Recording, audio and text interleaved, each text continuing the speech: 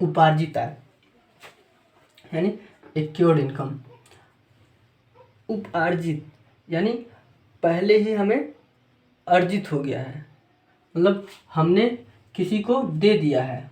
उप है, अभी मिला नहीं है। मतलब अगर हमने किसी को पैसे दिए हैं लेकिन अभी तक चालू वित्तीय वर्ष में मिला नहीं है, तो वो हमारे लिए आय है। क्योंकि अगर हम मान लेते हैं कि हमने किसी का काम किया है या फिर किसी को सामान दिया है लेकिन अभी तक पैसे मिले नहीं हैं, तो वो हमारे लिए मिलेगा, मतलब फ्यूचर में या फिर चालू वित्तीय वर्ष में वो हमें प्राप्त होगा।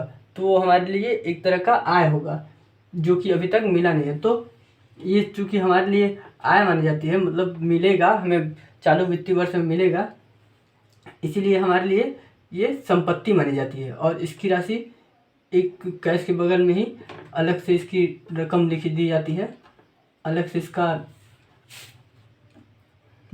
एक अलग कॉलम बनती है उपार्जित एक्योर्ड की,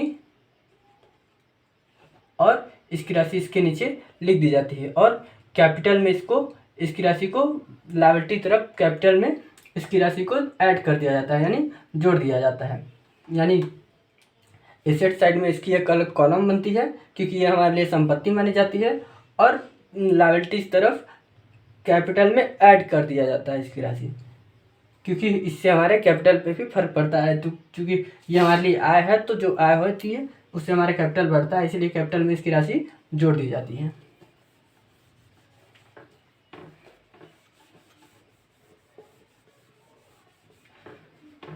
लास्ट है अनुपार्जित आय।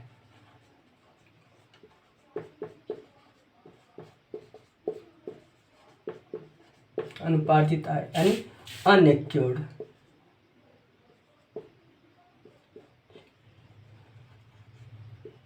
इनकम।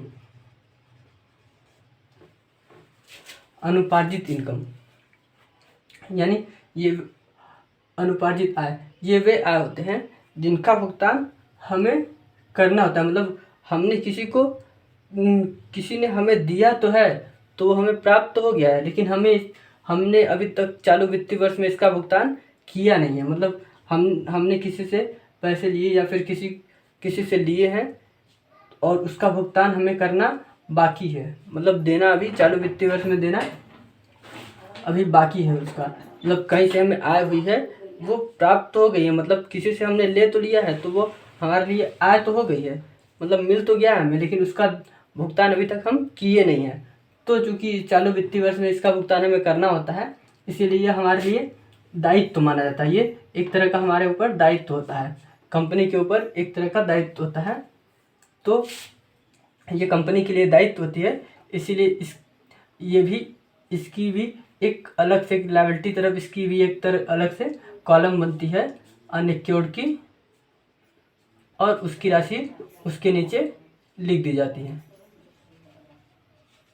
अनएक्योर्ड की कैपिटल के बगल में ही एक अलग से कॉलम बनती है लायबिलिटी साइड में, और उसकी राशि उसके नीचे लिख दी जाती है, और कैपिटल में से इसकी राशि घटा दी जाती है।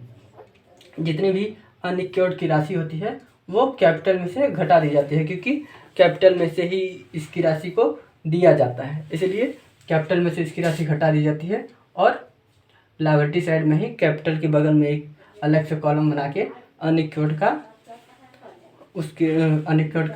की राशि उसके नीचे लिख दी जाती है। आज के लिए बस इतना ही, धन्यवाद।